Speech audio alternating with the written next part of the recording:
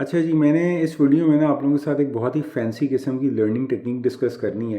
खैर इतनी भी फैंसी नहीं है, इसका नाम बहुत ज़्यादा फैंसी है। इसको एक्टिव रिट्रीवल या एक्टिव रिकॉल कहा जाता है। और मैंने पिछली एक वीडियो में ना इसके बारे में थोड़ा सा जिक्र किया था, जिसके बाद लोगों ने मुझे मैसेजेस किए और कहा कि जी इस टेक्निक के बारे में थोड़ा हमें और बताएं कि ये है क्या और इसको कैसे हम अपनी लर्निंग के अंदर इंकॉर्पोरेट कर सकते हैं। इसके बारे में आपको बताने के लिए ना मैं एक आपके साथ रिसर्च स्टडी डिस्कस करूंगा। एक प्रोफेसर थे यूएस के अंदर, उनका नाम है प्रोफेसर डनलॉस्की। उन्होंने ना 2010-11 में एक बड़ी ही एक्सटेंसिव किस्म की ग्लोबल लेवल पे एक मैसिव रिसर्च कंडक्ट की थी, जिसके अंदर कोई 100,000 से ज़्यादा स्टूडेंट्स इन्वॉल्व थे। और ये स्टूडेंट्स जो थे ना, ये from the age of 10 till the age of 60 के एज ब्रैकेट में फॉल करते थे। स्टडी का गोल क्या था? स्टडी का गोल ये था कि जी जो सबसे इफेक्टिव लर्निंग टेक्निक है, स्टडी टेक्निक है, वो आइडेंटिफाई कीजिए। अब इन्होंने क्या किया कि इन्होंने ना स्टूडेंट्स को 3 हिस्सों में डिवाइड किया। जो पार्टिसिपेंट्स ग्रुप 1 के थे, उनको उन्होंने कहा कि जी आपने इस तरह करना है कि आपने क्लास में जाना है, पढ़ना है, घर आना है, कुछ नहीं करना, महीने बाद आपका एग्जाम है, महीने तक भी आपने कुछ नहीं करना और जाके अपना एग्जाम दे देना। फिर ग्रुप 2 में उन्होंने ये किया कि उन्होंने ग्रुप 2 के पार्टिसिपेंट्स को कहा कि अच्छा जी आपने क्लास में जाना, पढ़ना है,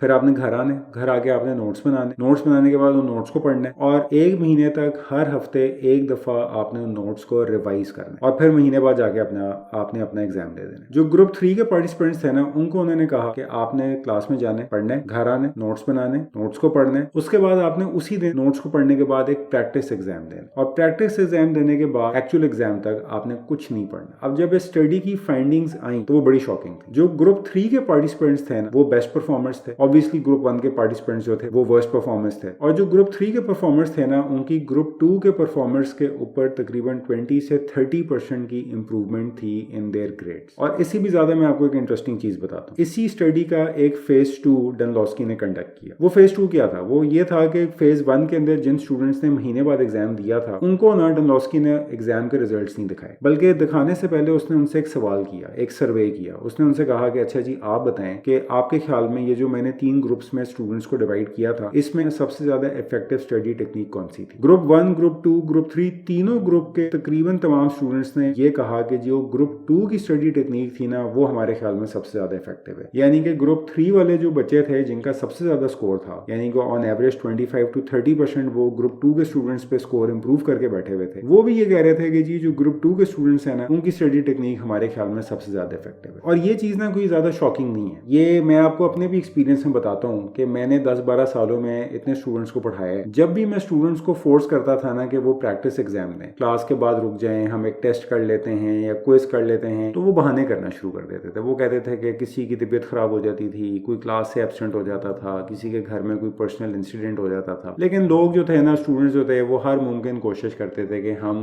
एग्जाम ना दें। इसमें जो चीज़ मैंने देखी ना, वो ये है कि जो हमारे यंग स्टूडेंट्स होते हैं ना, खासतौर पर जो 20s में होते हैं या 30s में होते हैं, उनकी एक ये हैबिट होती है कि वो एग्जाम से बहुत भागते हैं। उनको एक साइकोलॉजिकल फियर होता है कि जी पता नहीं एग्जाम दे देंगे तो क्या हो जाएगा, स्कोर नहीं आएगा, हमारा मोरल डाउन हो जाएगा, हमारी परफॉर्मेंस उसकी वजह से नेगेटिवली इफेक्ट होगी। जबकि जो प्रोफेशनल्स होते हैं उनका उल्टा चक्कर होता है। मतलब मैं आपको एक और एग्जाम्पल इसकी इस तरह से दे सकता हूँ कि अभी रिसेंटली मेरा एक एक्सपीरियंस हुआ कि हमारे एक पाकिस्तान की एक टेलीकॉम कंपनी है, उसके यूरोपियन हेड हैं उनके HR डिवीजन के, and he was taking the GMAT classes from me because he was a very busy professional. तो उनके पास इतना टाइम नहीं होता था कि वो एक आम स्टूडेंट की तरह घर जाएं और सारा दिन बैठ के किताबों में घिरे रहें। वो क्या करते थे, वो मेरी क्लास में आते थे, घंटा 2 घंटा उन्होंने क्लास पढ़ी, उसके बाद उनकी मुझे क्लास के फौरन बाद एक ईमेल आती थी कि जी आप इस तरह करें कि जो हमने क्लास में पढ़ा है उससे रिलेटेड प्रैक्टिस क्वेश्चंस मुझे दे दें, और वो प्रैक्टिस क्वेश्चंस जो है ना मैं उनको अटेम्प्ट करना चाहता हूँ। और this was his approach for the entire 2 to 3 months that he was taking classes from me. और जो क्वेश्चंस उसमें से उनसे नहीं होते थे, वो फॉलोइंग क्लास के अंदर वो मेरे साथ डिस्कस कर लेते थे, या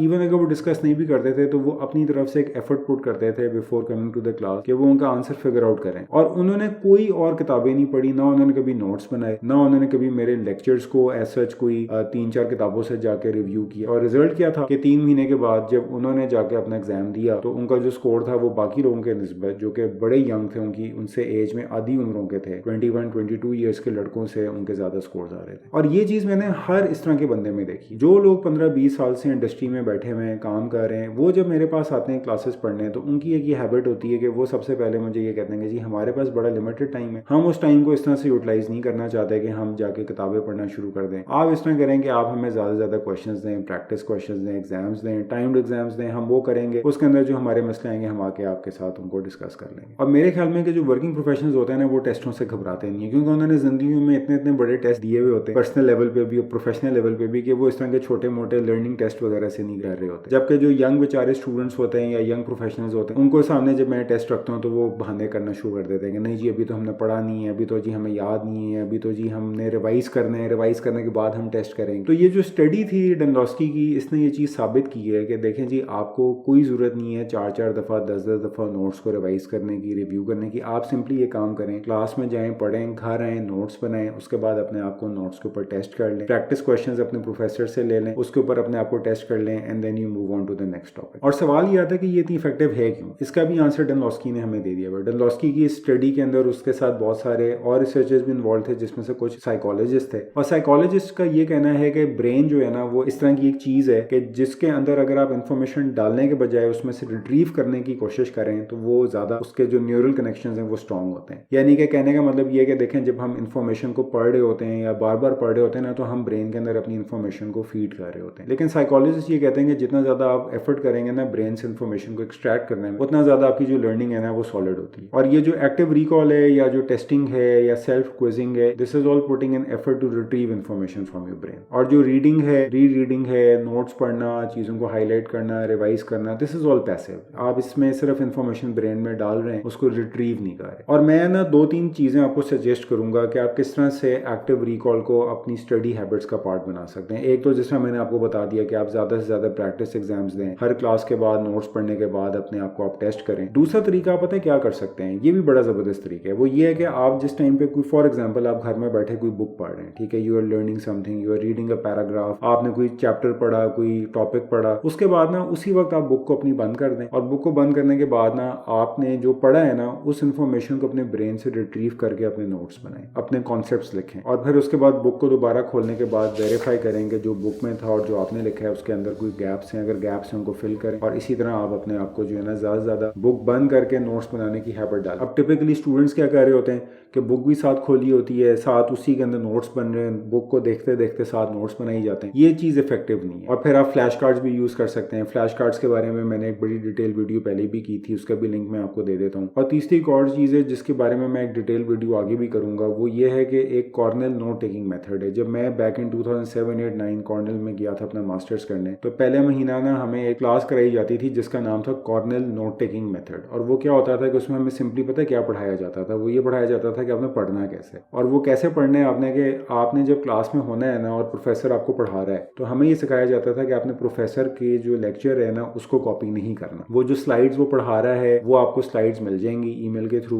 आपने उन स्लाइड्स के ऊपर इन्फॉर्मेशन को कॉपी नहीं करना है, बल्कि आपने क्या करना है कि जो प्रोफेसर पढ़ा रहे हैं ना उससे रिलेटेड जो क्वेश्चंस आपके माइंड में आते हैं वो क्वेश्चंस आपने अपने नोट डाउन करते जाने। और फिर जब आपने घर जाना है तो घर जाने के बाद आपने उन क्वेश्चंस के आंसर खुद करने, और फिर उसके बाद जब आपको स्लाइड्स ईमेल की जाएंगी तो आपने टैली कर लेना है कि जो स्लाइड्स के अंदर इन्फॉर्मेशन थी और जो आपने आंसर्स उन क्वेश्चंस के किए हैं क्या उनमें कोई गैप्स हैं, अगर गैप्स हैं तो उनको आप ठीक कर। फॉर एग्जांपल आप मैथ की एक क्लास पढ़ रहे हैं, अब एक प्रोफेसर है वो आपको पढ़ा रहा है कि जी रियल नंबर्स ये होते हैं, इंटीजर्स ये होते हैं, होल नंबर्स ये होते हैं, prime numbers, even numbers, odd numbers, बेतहाशा वो आपको डिफरेंट टाइप ऑफ नंबर्स बताई जा रहा है। तो बजाय इसके कि आप ये लिख रहे हैं कि जी प्राइम नंबर्स ये नंबर्स हैं या real numbers are these numbers, आप ये लिखने के बजाय ना वहाँ पे क्वेश्चंस लिखना शुरू कर दें। What is a real number, what is a prime number, what is an odd number. और फिर जब आप घर आए तो you try to answer those questions कि अच्छा प्राइम नंबर किया है 2 3 5 7, इवन नंबर्स किए हैं 2 4 6 8। उसके बाद जब आप ये सारे आंसर्स अपने लिख लें then you refer back to the class lecture, slides या हैंडआउट्स या नोट्स या books, whatever you want to refer, and see के जो आपने आंसर्स उन क्वेश्चंस के लिखे थे क्या वो ठीक थे या नहीं थे। सो ज्यादा से ज्यादा अपने आप को इस चीज के ऊपर लेकर आए कि while in classes try to write down questions instead of writing all the notes या making all the notes of what the professor is saying. तो गोल ये है कि हमने अपने आप को ना पैसिव लर्निंग टेक्निक्स से